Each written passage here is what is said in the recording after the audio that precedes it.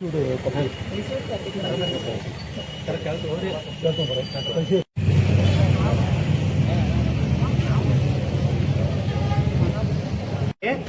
ನಮ್ಮ ತಮ್ಮ ಇದ್ದಾವ ಎರಡು ಆಡ ಹೋದ್ ಮಾರಿ ಕಿಶನ್ ನಿನ್ನೆ ಎಲ್ಲ ಮಾರಿ ಕಿಶನ್ ರೊಕ್ಕ ಕೊಡ್ತಾರೆ. ರೊಕ್ಕನ ತಂದಿಲ್ಲ ಅವ್ನು ಆಡ ಮಾರಕ್ ಹೋದ್ರು ಅಲ್ಲೇ ರೊಕ್ಕ ಸೀರೆ ಆಗೋದ್ರಿಂದ ಆ ಸೀರೆ ಅಂಗಡಿ ಆಗೋದ್ರಿಂದ ಮುಂದೆ ಇನ್ನು ಅದ್ ಹತ್ತ ನಮ್ಮಲ್ಲಿ ಆಗ್ಬಾರ್ದು, ಇನ್ನು ಮುಂದೆ ಯಾವಾಗೂ ಆಗ್ಬಾರ್ದು ಸರ್.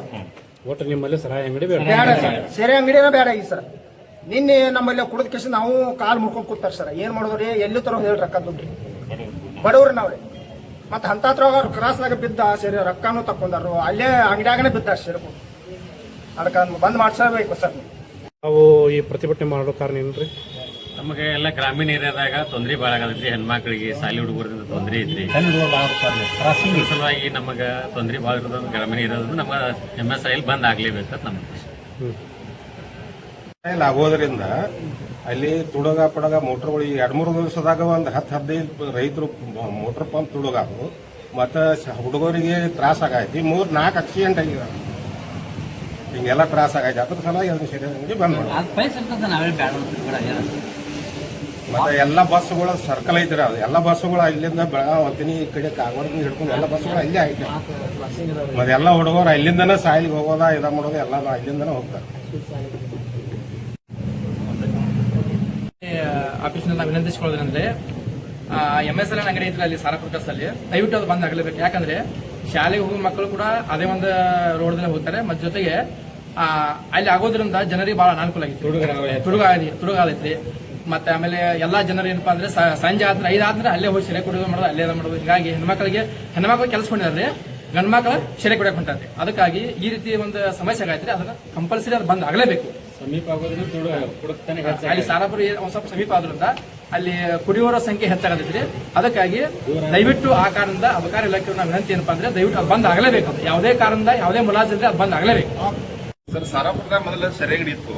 ಅದನ್ನೆಲ್ಲ ಊರ ಗ್ರಾಮಸ್ಥರ ಎಲ್ಲಾರು ಪೊಲಿಟಿಷನ್ ಪ್ರತಿಭಟನೆ ಮಾಡಿ ಅದನ್ನ ಬೇರೆ ಕಡೆ ಸ್ಥಳಾಂತರ ಆಗೈತಿ ಈಗ. ಅದೇ ರೀತಿ MSL ಅಂಗಡಿ ಈಗ ಸ್ಟಾರ್ಟ್ ಮಾಡ್ಯಾರ.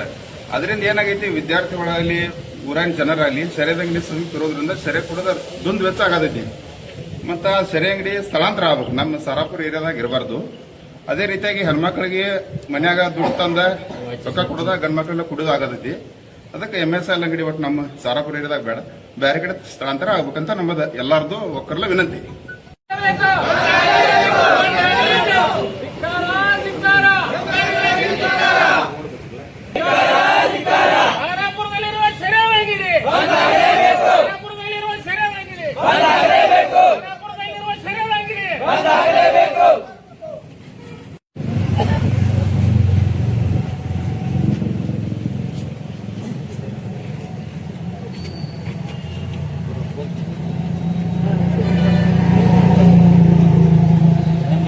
ತೊಂದರೆ ಭಾಳ ಆಗತೈತ್ರಿ.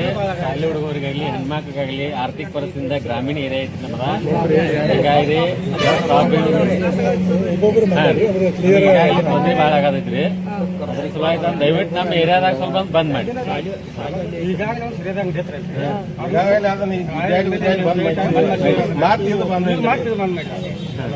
ಇದು ಎಂತ ಇದು MSIL ಅಂಗಡಿ, ಗೌರ್ಮೆಂಟ್ ಅಂಗಡಿ ಇದು. ಅವ್ರು MSIL MD ಅವ್ರ ಜೊತೆ ಒಂದ್ಸಲಿ ಮಾತಾಡಿ ಅವ್ರಿಗೆ ಅದು ವಾಪಸ್ ತಗೊಳಕ್ ಹೇಳ್ತಾರೆ. ವಾಪಸ್ ತಗೊಂಡ್ರು ಅಂದ್ರೆ ಬೇರೆ ಕಡೆ ಶಿಫ್ಟ್ ಮಾಡ್ತಾರೆ.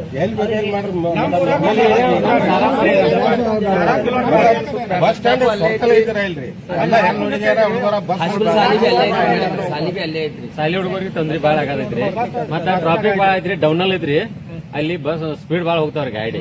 ಅದ್ ಅಡ್ಡಾಡಕ ಮಾಡಕ ಇಲ್ಲಿ ಭಾಳ ತೊಂದರೆ ಆಗತ್ತೆ. MSIL MD ಅವ್ರ ಹತ್ರ ಒಂದ್ಸಲಿ ಮಾತಾಡ್ಬಿಟ್ಟು ಅವ್ರಿಗೆ ಶಿಫ್ಟ್ ಮಾಡ್ಲಿಕ್ಕೆ ಹೇಳ್ತಾರೆ.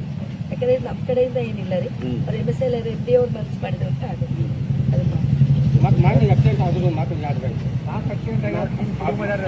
ಗಾಡಿ ಹಾಸ್ತಿದ್ರು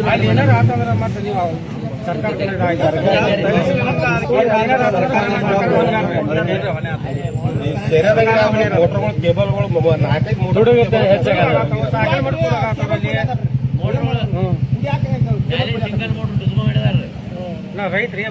ಮಳೆಗಾಲ ಒಂದಿಲ್ರಿ, ನೀರಿನ ತೊಂದರೆ ಆಗಿದ್ರಿ.